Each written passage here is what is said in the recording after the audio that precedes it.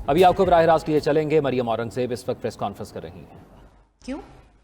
आपको तो आवाम मुस्तरद कर चुकी है, क्योंकि ना आप 1 करोड़ नौकरी दे सके, ना आप 50 लाख घर दे सके, ना आप करप्शन ख़त्म कर सके, ना मुल्क के अंदर एक सड़क बना सके, एक पुली बना सके, ना कोई हस्पताल बना सके, ना कोई यूनिवर्सिटी बना सके, ना मदीना की रियासत बना सके। तो फिर आपको दोबारा इक़्तिदार क्यों चाहिए?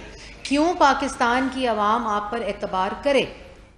और उसके साथ साथ ये कहना कि ये मॉडल टाउन का फ़ैसला हो जाता तो राना सनाउल्लाह साहब और शहबाज शरीफ साहब, तो आपकी तो पंजाब में हुकूमत थी 4 साल, अगर मॉडल टाउन का फ़ैसला नहीं हुआ था।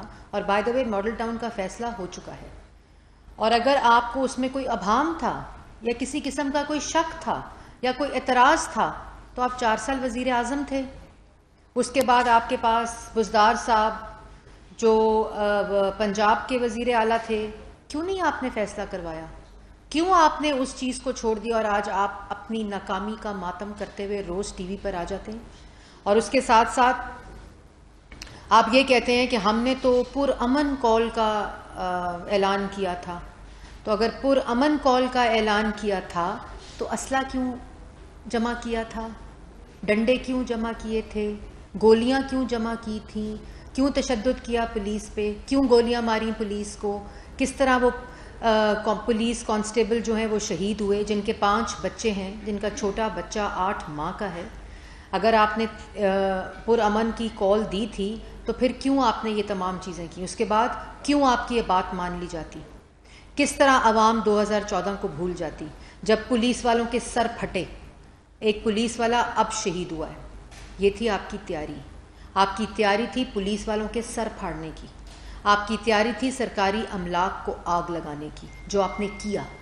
जब सुप्रीम कोर्ट का फैसला आया, जब सुप्रीम कोर्ट ने ये कहा कि एज 9 में आप आए, आप इतने नाकाम हैं, इतना नाकाम आपकी तैयारी थी कि आप एज 9 के ग्राउंड में जलसी तक नहीं कर सके।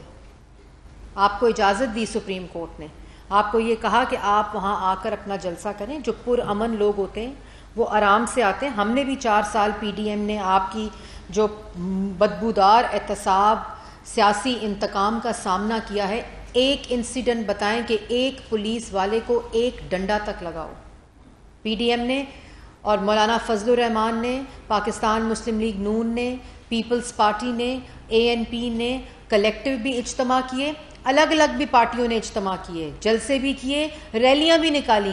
मुझे ये बताएं कि एक डंडा किसी पुलिस वाले को लगाओ, कोई ऐसी एक गमला टूटा हो, यहाँ तो आप किस तरह आपकी बात मान जाते? 2014 को भूल जाते कि आपने पीटीवी पर हमला किया, आपने पार्लियामेंट पर हमला किया, पुलिस वालों के सर फाड़े, बिजली के बिल जलाए, सिविल नाफरमानी की तहरीकें चलाईं। उसके बाद मुबारकबादें दी कि पीटीवी पर हमला हो गया, बहुत मुबारक हो।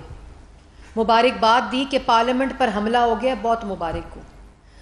मुंतखब वज़ीर आज़म को गले से घसीट दो के आपने ऐलानात किए, ओए आईजी, ओए फलाना, मैं तुम्हें देख लूँगा। कैसे अवाम भूल जाए?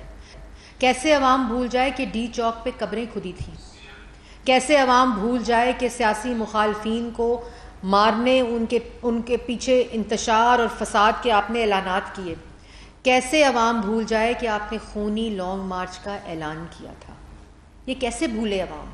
फिर सुप्रीम कोर्ट का जब फैसला आया तो आपने मेट्रो बस स्टेशन जलाए, आपने दरख्तों को आग लगाई, आपने डी चौक पे टायर जलाए, आगें लगाईं। अगर आपको कंट्रोल ना किया, ये पुरअमन, ये कोई जमहूरी हक नहीं है। सरकारी अमला को आग लगाना कोई जमहूरी हक नहीं। इमरान खान साहब, मेट्रो स्टेशन जलाना कोई जमहूरी हक नहीं है। दरख्तों को आग लगाना कोई जमहूरी हक नहीं है। असला जमा करके एहतजाज करना कोई जमहूरी हक नहीं है। गोलियां और डंडे जमा करके एहतजाज की कॉल देना कोई जमहूरी हक नहीं है। खूनी मार्च का ऐलान करना कोई जमहूरी हक नहीं है। ये कोई, और आप आराम से लोगों को पहले एक दिन हवा में मुअल्लक रहे, हेलीकॉप्टर में सफ़र करते रहे और नीचे लोगों को देखते रहे कि जमा हुए हैं कि नहीं। 35 लाख रुपया खैबर पख्तूनख्वा के MPs और MNAs को कहा कि लोगों को जमा करो, 35,000 लोग ना जमा कर सके। दूसरे दिन आप कंटेनर पर आए, और एकदम आपने कहा मैं चला गया हूँ, F8 तक आप तशरीफ़ ले आए थे, किसने रोका था आपको? आपके कंटेनर को 4 दफ़ा आप रुके, आपकी तैयारी नहीं थी तो क्या करने आए थे? तैयारी आपकी सिर्फ असला जमा करना थी, और उसके बाद सुप्रीम कोर्ट को देते हैं धमकियाँ, कहते हैं मैं पिटिशन लेकर जा रहा हूँ, मैं इंतज़ार कर रहा हूँ सुप्रीम कोर्ट के फैसले का। पिटिशन तो सुप्रीम कोर्ट में आइन शिकनी की भी गई थी 11 अप्रैल को, जिसमें 5-0 का फैसला था ऑनरेबल जजेस का कि पाकिस्तान के आइन को वायलेट किया गया है, आइन शिकनी की गई है। वो रिवर्स हुई जो रेजोल्यूशन थी, डिप्टी स्पीकर से आइन शिकनी कराई, सदर से आइन शिकनी कराई, वो पिटिशन भी गई थी। रात को दरवाजे खुले थे आइन को बचाने के लिए, पार्लियामान खुली थी आइन को बचाने के लिए, अवाम देख रही थी आइन को बचाने के लिए, और आज कहते हैं सुप्रीम कोर्ट को धमकी देते हैं, सुप्रीम कोर्ट को प्रेशराइज करते हैं, कहते हैं सुप्रीम कोर्ट पैसे खाकर नून लीग को बचाती है। ये आप जजेस को कह रहे हैं, ये आप सुप्रीम कोर्ट को कह रहे हैं, सुप्रीम कोर्ट को आप धमकाने की कोशिश कर रहे हैं। और ये इल्ज़ाम, मीडिया आपके खिलाफ बात करे तो कहते हैं मीडिया को पैसे दिए गए हैं, मीडिया बिक गया है, और सुप्रीम कोर्ट की बात करते हैं तो कहते हैं जजेस बिक गए हैं, जजेस को पैसे दे दिए हैं, मैं फैसले का इंतज़ार कर रहा हूँ, सुप्रीम कोर्ट हमारा फैसला दे। कौन सा फैसला दे? उसने आइन, सुप्रीम कोर्ट ने आइन शिकनी का भी फैसला दिया, सुप्रीम कोर्ट ने इस धरने का भी फैसला दिया कि आप H9 में आकर अपना जलसा करें, पुरअमन एहतजाज प्रोटेस्ट कराएं, लेकिन अगर आप धावा बोलेंगे, अगर आप रियासत पर हमला करने की कोशिश करेंगे, अगर आप सरकारी अमलाक को जलाने की कोशिश करेंगे, तो फिर ये कोई जमहूरी हक नहीं है, इसका आपको कोई इजाज़त नहीं दी जाएगी। और अगर तैयारी नहीं थी तो मैं ये भी कहना चाहती हूँ कि तैयारी आपकी अब 6 सदी नहीं हो सकती, और उसके पीछे पाकिस्तान की अवाम है। पाकिस्तान की अवाम आपको मुस्तरद कर चुकी है। आप 100 साल तैयारी करें, आप 100 साल मिन्नतें करें, आप 100 साल झूठ बोलें, अब पाकिस्तान की अवाम आपके साथ नहीं है, ये बात समझ लें।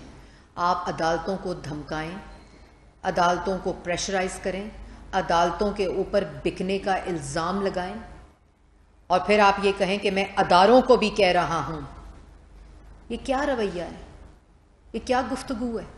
4 साल हुकूमत की, नाकाम हो गए, फेल हो गए, कोई कारकर्दगी नहीं दिखाई, झूठ बोले, सियासी मुखालफीन पर इल्ज़ामात लगाकर सजाए मौत की चक्कियों में रखा, कोई इल्ज़ाम साबित नहीं कर सके, कोई करप्शन का इल्ज़ाम साबित नहीं कर सके क्योंकि झूठ पर मबनी था। अब अपना मातम कर रहे हैं और फिर अदारों को प्रेशराइज कर रहे हैं, क्यों? और उसके साथ साथ कहते हैं कि मैं तारीख, इतना मैं जमा करूंगा क्राउड कि तारीख में कभी जमा नहीं हुआ होगा। 20 लाख लोग लाने का दावा तो अब भी किया था, 20,000 लोग ले आते। 35 लाख रुपया पर MA ने दिया, 35,000 लोग ले आते, लेकिन कहाँ से लाएंगे? क्योंकि पाकिस्तान की आवाम अब आपके साथ नहीं है, आपके झूठ के साथ नहीं है। सियासी मुखालफीन आपको अदम एतमाद के ज़रिए आइनी और जमहूरी तरीके से उठाकर बाहर फेंके, पार्लियामान आपको मुस्तरद करे, अवाम आपको मुस्तरद करे, तो आप कहते हैं बैरून मुल्क साजिश हुई है। मीडिया आपके ख़िलाफ़ बात करे तो आप बिल्डिंगों पर मीडिया के हमले करवाते हैं। मैं जियो न्यूज़ की बिल्डिंग पर आपका जो पुरअमन एहतजाज था, जिसके ज़रिए पथराव किया गया जियो बिल्डिंग के ऊपर, समा के रिपोर्टर्स के ऊपर, मीडिया वैन्स के ऊपर, मैं उसकी भी शदीद मजम्मत करती हूँ। और जब ऐसा हो तो आप पथराव करें मीडिया के हाउसेस के ऊपर, मीडिया की बिल्डिंग्स के ऊपर, रिपोर्टर्स के ऊपर, उनको बिकने और लफाफों के ताने दें, उनको बेचे जाने का ताना दें। जब अदालतें आपके ख़िलाफ़ फ़ैसला करें और आइन के साथ खड़ी हों, जब अवाम के साथ खड़ी हों, जब कानून के साथ खड़ी हों, तो आप उन्हें कहें कि जजेस ने पैसे लेकर बिक कर मुस्लिम लीग नून का साथ दिया है। आपको शर्म आनी चाहिए। और ये प्रेशराइज करके अदालत को भी आज फैसला करना होगा कि अगर इस प्रेशर में आकर, इस धमकी में आकर आप पर बिके जाने का इल्ज़ाम लगाया है इमरान खान साहब ने, इन प्रेशर में आकर आपने अगर कोई ऐसा फैसला किया जिससे ये तासुर भी जाए कि सुप्रीम कोर्ट के ऊपर एक शख्स जो ज़हनी मरीज़ है, जो एक ज़हनी मरीज़, झूठा और मुनाफिक शख्स है, वो हमला आवर है, वो आइन पर हमला आवर है, वो पार्लियामान पर हमला आवर है, वो मीडिया पर हमला आवर है, वो अदलिया पर हमला आवर है, वो अदारों पर हमला आवर है, वो पाकिस्तान की रियासत पर हमला आवर है, क्योंकि हार तस्लीम नहीं होती। अना और तकब्बुर और ज़िद इतनी है कि उसका दिल करता है कि सिर्फ जो वो ज़िद करे वो पूरी हो जाए। ऐसा नहीं होगा।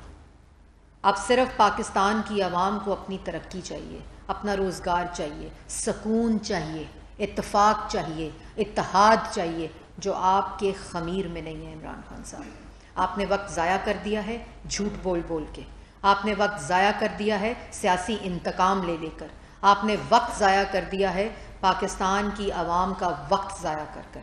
और अब ये ख़त्म होना चाहिए। और एक और चीज़ मैं कहना चाहती हूँ, कहते हैं मुज़ाकरात हो सकते हैं। मुज़ाकरात जब हम कहते थे होने चाहिए मईशत पे, कोविड पे, फैटफ पे, कौमी सलामती के अमूर पे, तो कहते थे मैं NRO नहीं दूंगा। तो इमरान खान साहब, आज आपको NRO नहीं मिलेगा। हम आपके साथ मुज़ाकरात नहीं कर सकते अगर वो मुज़ाकरात धमकी और डिक्टेशन के ऊपर मबनी हो। और आपने कहा कि मैं मुज़ाकरात करूंगा अगर इलेक्शन जून में कराए जाएं और इलेक्शन की डेट दी जाए। तो मैं आपको आज इलेक्शन की डेट दे रही हूं, लिखें तारीख इलेक्शन की, अगस्त 2023। इलेक्शन की डेट को अपने दिमाग पर और अपने दिल पर चस्पा करें। मैं दोबारा दोहराती हूं, मैंने आपको कल कहा था कि कान खोल के सुन लें कि इलेक्शन मौजूदा हुकूमत और उसकी तारीख इत्तेहादी देंगे अपनी आईनी मुद्दत पूरी होने के बाद। शायद कान साफ नहीं है, आज दोनों कान खोल कर सुन लें। मैं इलेक्शन की डेट दे रही हूं, अगस्त 2023। ना आपकी धमकी में कोई आएगा, ना आपकी डिक्टेशन में कोई आएगा, ना आपकी गालम गलोच में और बदतमीज़ी में कोई आएगा। अपने रवैये को तब्दील करें, इंतज़ार करें इलेक्शन का, इंतज़ार करना सीखें। और इलेक्शन अगस्त 2023 में होगा। The elections will be held in August 2023। अंग्रेज़ी में भी बता दिया है, उर्दू में भी बता दिया है। इसलिए मुज़ाकरात अगर इस बात पर करने हैं तो घर बैठें, बाहर निकलने की ज़रूरत नहीं है। और अगर बाहर घर से निकलेंगे असला लेकर, गोली लेकर, डंडे लेकर, खूनी मार्च का ऐलान करके, तो जो पहले हुआ है उससे भी बदतर होगा। ये काम ना करें, आवाम को मज़ीद तकसीम ना करें, मज़ीद इंतशार ना फैलाएं, मज़ीद फसाद ना करें, मज़ीद अफरा तफरी ना फैलाएं। अब आप हुकूमत में नहीं हैं, सुकून करें और अगस्त 2023 का इंतज़ार करें। और इस ज़हनी हालत में एक दफ़ा दोबारा मशवरा दे रही हूँ, इस ज़हनी हालत में आपको बिल्कुल टीवी पर आने की ज़रूरत नहीं है, बिल्कुल। और ठेके की बात की कि अदारे इंटरवीन करें, मुल्क तबाह हो रहा है, हमने ठेका उठाया होने की, हमने नहीं ठेका उठाया हुआ। आपको ठेका दिया किसी ने नहीं है। नालायकों को, ना अहलों को, ना काम लोगों को, चोरों को, करप्ट टोले को, कार्टल्स को, माफियाज को, अवाम को ठीक करने का कोई ठेका नहीं दे सकता, क्योंकि एक दफ़ा मौका था। जिनको ठेका दिया जाता है ना, उनके पास तजर्बा होना चाहिए, उनके पास नीयत होनी चाहिए, उनके पास कारकर्दगी दिखाने को मंसूबे होने चाहिए, जो पाकिस्तान मुस्लिम लीग नून के पास हैं। आज यौम तकबीर है, आज मुल्क की सलामती को नाकाबिल तस्खीर बनाया नवाज शरीफ ने।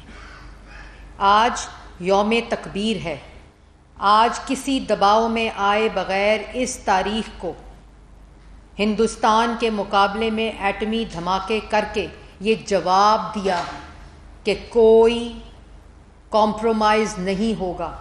गाली नहीं दी, धमकियाँ नहीं दी, जो मुल्क के लिए, जो अवाम के लिए, जो कौमी सलामती के लिए बेहतरी थी वो की।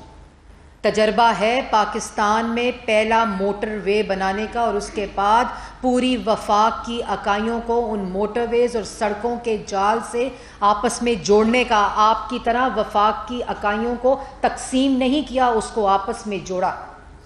और हस्पताल हों, स्कूल हों, पब्लिक ट्रांसपोर्ट हो, दहशत गर्दी ख़त्म करने के वाक़यात हों, 14,000 मेगावाट बिजली बनाने के प्रोजेक्ट्स हों, इन तमाम पर पाकिस्तान मुस्लिम लीग नून की मोहर है। पाकिस्तान से करप्शन के ख़ात्मे के लिए, करप्शन के इंडेक्स में कमी करने के लिए भी वो तजर्बा भी और वो कारकर्दगी भी पाकिस्तान मुस्लिम लीग नून की है। इसलिए ठेका हमारे पास है और इस ठेके को, पाकिस्तान की आवाम की खिदमत करने के ठेके को हम अच्छी तरह निभाना जानते हैं। आप आराम करें, सुकून करें। अगर कोई रिलैक्स होने की गोली चाहिए तो हम स्पॉन्सर करने को तैयार हैं और अगस्त 2023 तक सुकून करें, आराम करें और इंतज़ार करें। तारिक अजीज साहब दुनिया से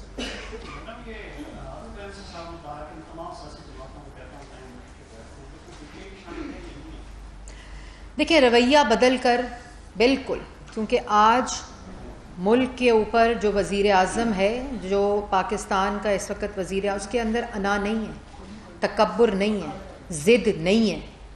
उनका एक ही मकसद है कि पाकिस्तान के अंदर तरक्की हो, खुशहाली हो, पाकिस्तान की आवाम को रिलीफ मिले, ताकि पाकिस्तान की आवाम रोज़ रात को सुकून से सो सके। और पाकिस्तान की आवाम को रात को सुकून से सोने के लिए रोज़ दिन रात वज़ीर आज़म शहबाज शरीफ साहब काम कर रहे हैं। लेकिन अगर रवैया धमकी देने का होगा, डिक्टेशन देने का होगा, गाली देने का होगा और ये कहा जाए कि अगर ये करेंगे तो ये होगा, तो ये एनआरओ नहीं दिया जाएगा।